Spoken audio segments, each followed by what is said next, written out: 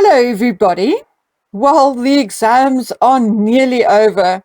Only 3 more days, and then Dragon Man and I will be free. He'll be free to be a little boy, and I will be free to make longer videos and catch up on all that email and other things I want to do.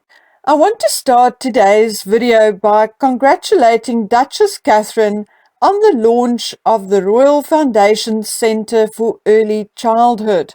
Although I know she had a lot of help from professionals, it remains her idea and something she had been working on for a very long time. I think I read somewhere that she had been working on it for about 9 years.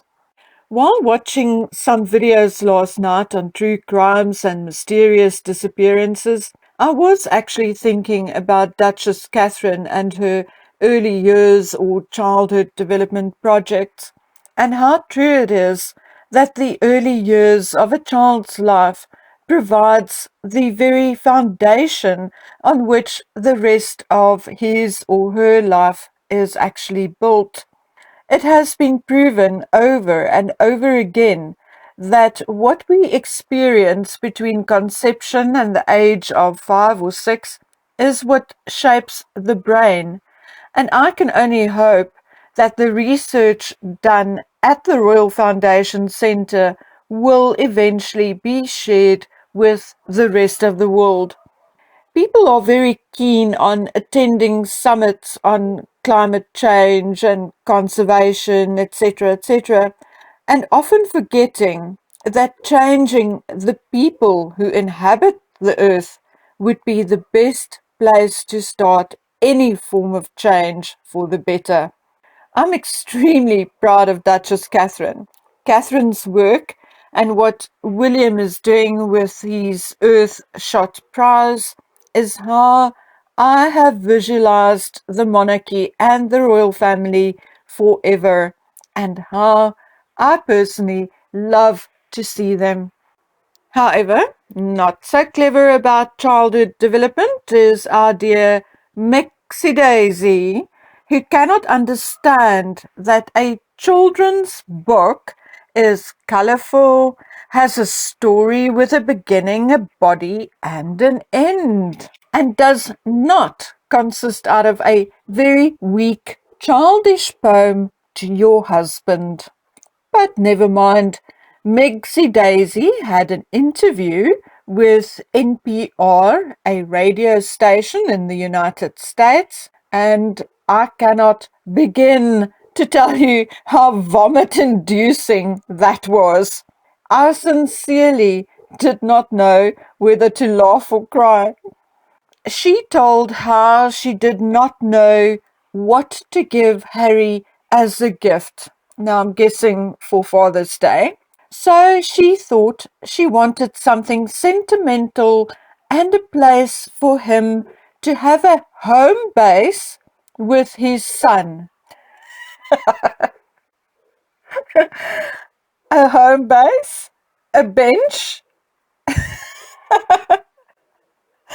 I thought a family home was your home base.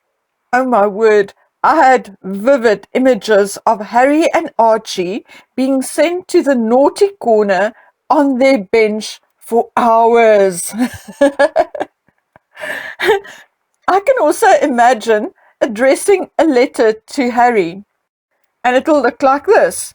Prince Harry, care of The Bench, Montecito, California. Now, as if that wasn't funny enough, she says she whipped up a poem, had it put on a plaque, and attached it to the bench.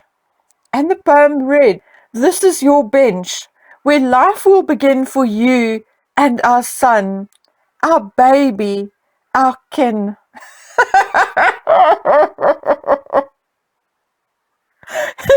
Can someone please tell Mexi Daisy that life begins in the womb?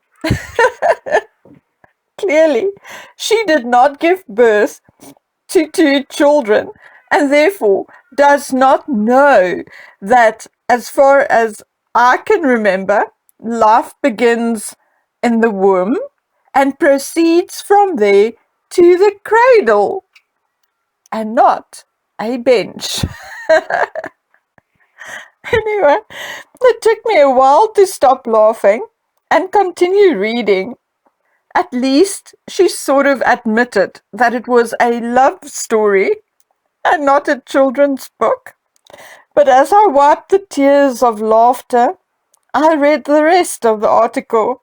She goes on to brag that the book could model a new world and shows another side of masculinity.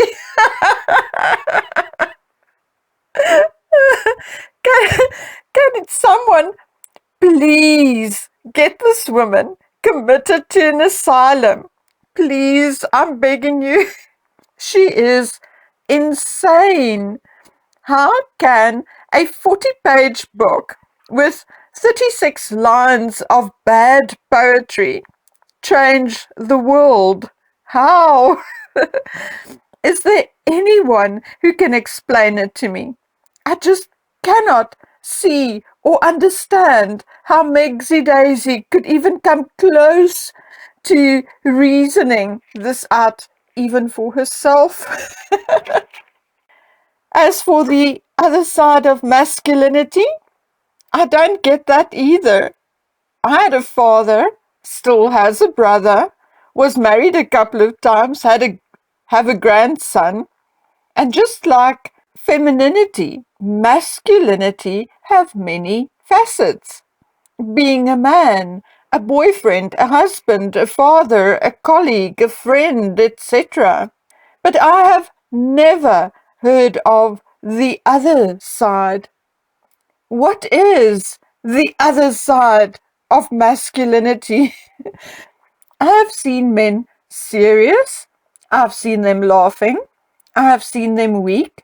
I've seen them strong, happy, sad, crying even. That is what is called a human being.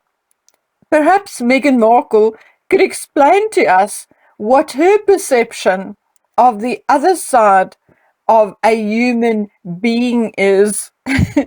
And she can do so while in a straitjacket on her way to the funny farm.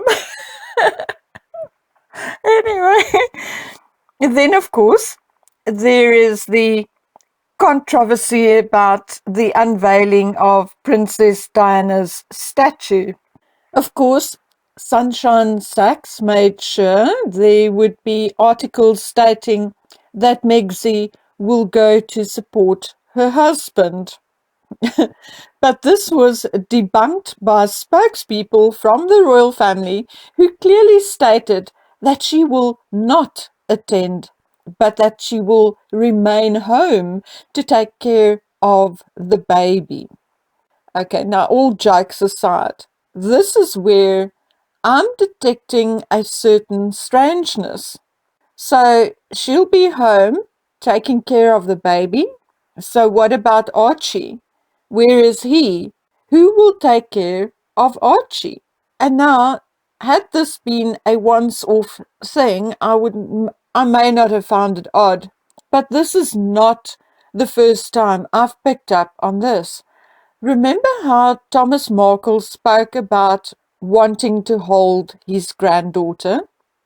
What about his grandson? As I said, all jokes aside, I really think it is time, folks, that someone pays them a wellness check and insist on seeing those children. And I'm not joking.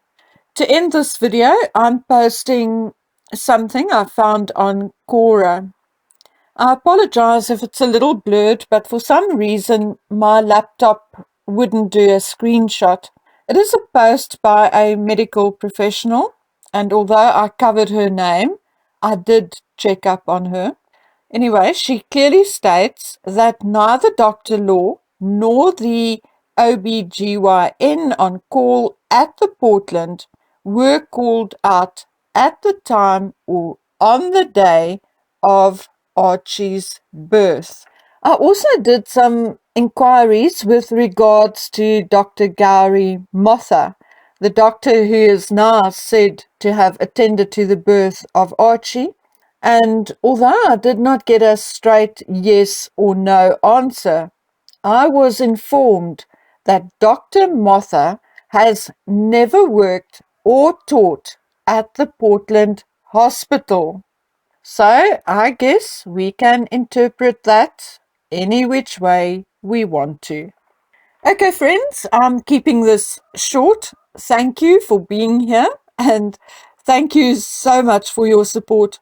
I'll definitely get to your email this week, but in the meantime, I want to thank everybody who sent me links and emails and those who bought me a cup of coffee this past week. Also, thank you to those who had visited my website and commented on my work, and those of you who visited my spring store. Remember to send me photographs of yourself with your bookworm merch, please. And talking about bookworm merchandise, hang on to your hats, ladies and gentlemen. As soon as we have effectively dealt with the exams, I'll announce our first ever Bookworm 2 Bookworm on the Case competition. So don't miss a single video from now on. Okay, guys and girls, I'm off. Please take good care of yourselves and until we meet on the next video, bye.